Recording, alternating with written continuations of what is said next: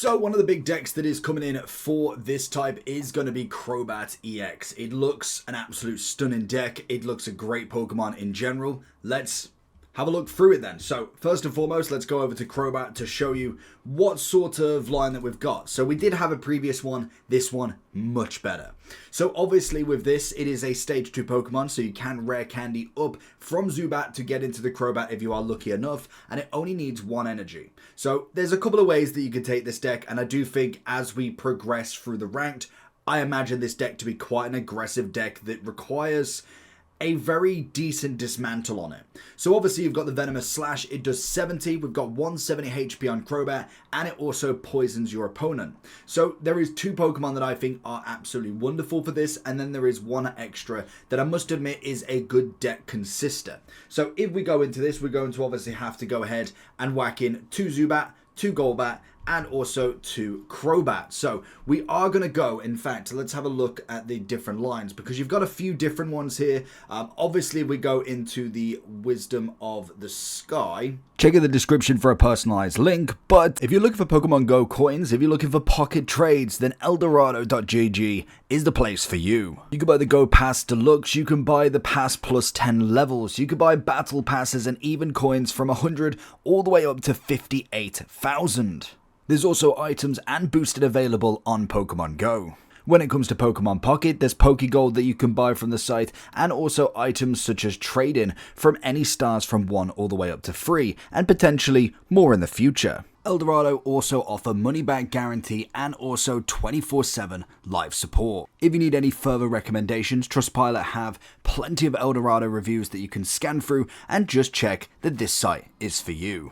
And before you check out, make sure that you use the code POKEJT before you check out for 5% off your orders.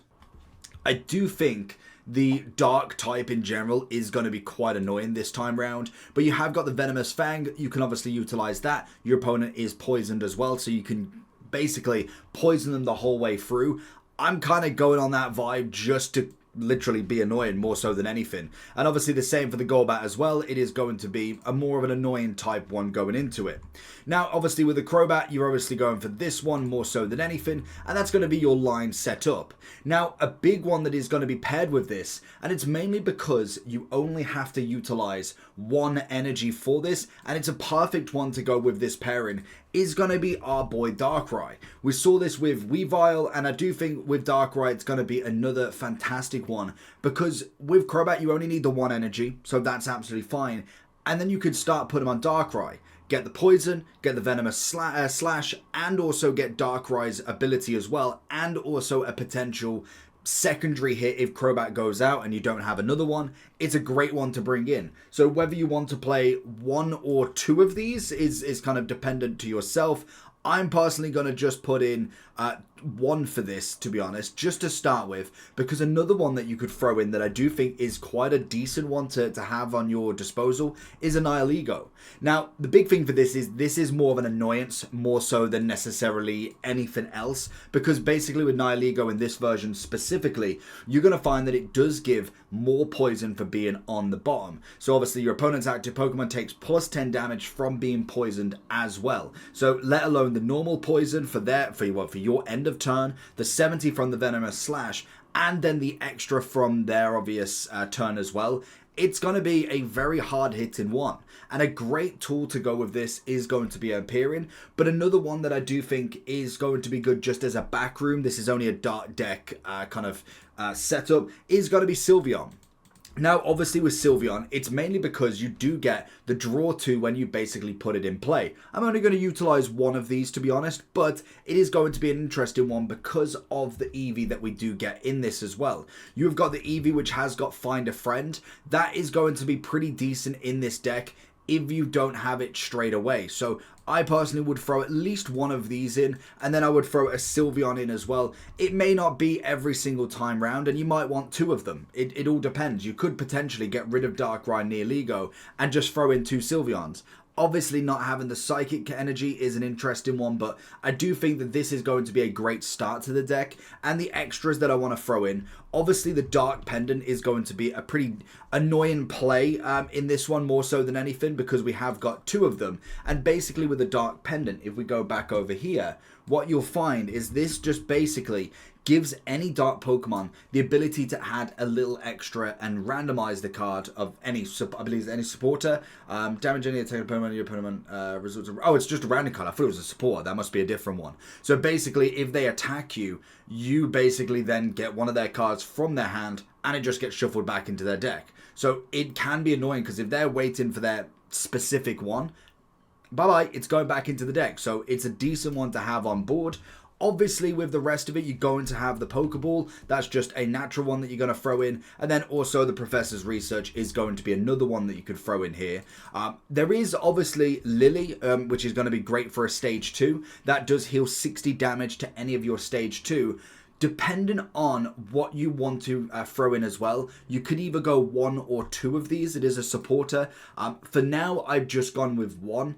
But there is obviously a chance that you could throw in more if you really wanted to. Same with the kind of tool. It's not necessarily needed that you desperately need to have that pendant, but it's always a great shout to have on board. Obviously, if we do look as well into kind of more of your items more so than anything, there's not necessarily going to be a great deal that you want to go with here. The only one that I must admit that you've got to throw in really for this deck specifically is going to be the rare candy. You're going to definitely want 2 of them, leaving 1 spot open. Now, when we do look through these, you've obviously got the Pokemon Communication. It's a possibility more so than anything. Really, other than that, you've got your kind of heal 60. You kind of only really want 1 of them at best. You could potentially go 2 if you don't want anything else. I think the only other one that I'd kind of be looking through, I know Silver tends to be quite a big choice at the moment, more so than anything. If we can find her, she's somewhere down the bottom. But she's kind of a new one that's thrown in. Basically, your opponent reveals their hand and you choose a support card. This is the one that I was on about. So this can be, again, a more of an annoyance to the deck more so than anything. So I would potentially either go for a potential Silver, or I would potentially add Lillian to add an extra heal. For right now, we'll throw in an extra Silver, but I do think there is a possibility to move some of these round. Like I say, the Dark Pendant isn't necessarily a must when it comes to this deck. Like when we do look at the other tools that you've got going on at this moment in time, you've obviously got the giant... Apparently no cards. Okay. You've obviously got yourselves the giant cape, which is always going to be nice for extra on the HP. You've obviously got the Rocky helmet. It's always going to be a big one. Poison Barb is obviously not one that you really want because we're already doing poison anyway. And then other than that, the Dark Pendant is the one that really kind of stands out more than anything. So I'd possibly go between your Giant Cape, your Rocky Helmet, and your Dark Pendant. I do think it running a Dark deck, it's always nice to have. And if they do attack consistently, if you can get the Zubat in as well as the Dark Pendant on it, it just allows you to be annoying from the get-go. You've got a poison on, they've got to go against the clock, they've got to figure out how to go against you. And yes, it's not as if this deck is completely impenetrable. You're bound to be able to go against somebody with fighting and they're just going to get the better hand. Sometimes you'll just get people with another dark deck and they get one over you. But I do think, judging from what Crobat can actually do, there's probably going to be a solid amount of use out of this one. I think it's one of the more favoured ones, especially when we do look into the Umbreon deck being the other dark type.